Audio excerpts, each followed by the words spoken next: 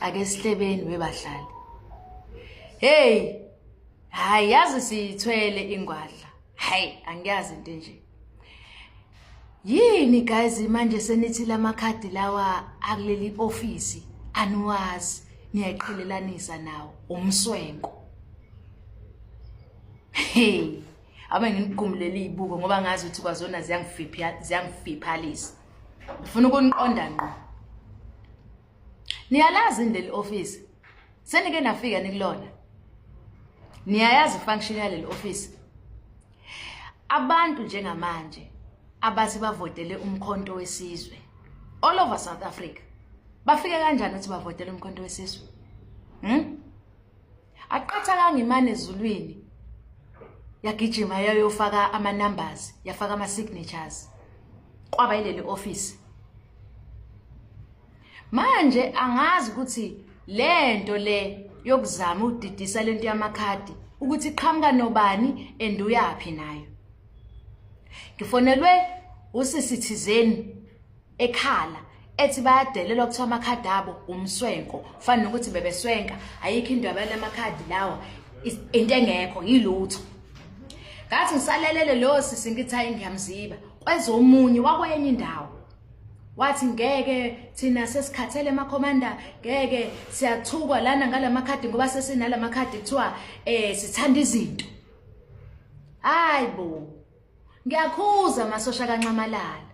Unless ke ukuthi ningaba wagogo nicashela nizodidisa umbuso kancamalala. Unless kunjalo.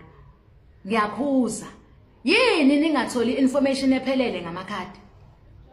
Ake niyibuze nje ukuthi ubani behind amakhadi. Mangabe ngithi mina this was the first office umkhonto wesizwe abanalo. Leli engikulona. It is the very office eyenza ukuthi kungene ama signature onke eSouth Africa yonke ukuthi umkhonto wesizwe ukwazi ukuthi uvoteleke eSouth Africa yonke. That very office ilona elenza amakhadi. Manje mangabe ukuthi nina nani nifuna ukuyizamela itoholeni yindaba ningethi ukuzobuza office ukuthi kungasetshenzisana kanjani mawuthi ngasebenzisane. Yini nibone ukuthi kukuhle ukuthi nidicilele igama lamakhadi phansi. Okuchaza ukuthi mabe nithi umswenko kusho ukuthi ududuzile uswenkile ngalela khadi lakha nalo.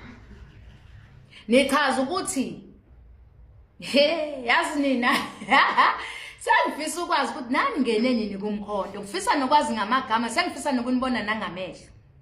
Ke nginibuza ukuthi kazi isibindi singaka, isibindi esiningi ngileceleni nisithathaphi? Nisithathaphi isibindi sokukriticize into engenayo ishow yayo? Yini ningatholi information ephelele bese kuyimake nicriticize if kuthi senitholile seniyazi ukuthi hayi no angcwele ngaleli office. Lapho abakhona laba abakhuluma lokho abakhulumayo bakwazi ukuthi bakukhulume banezwi namhlanje ngenxa yaleli office. Ngoba nje namhlanje kube niyazi ukuthi yini egijima engqondweni yami into efuna ukuphuma ngomlomo engiyibambayo moyo oyingcwele hayi nqande Jesu hayi nqande kholo lwami ngoba lokho enikwenzayo hayi angisho lutho.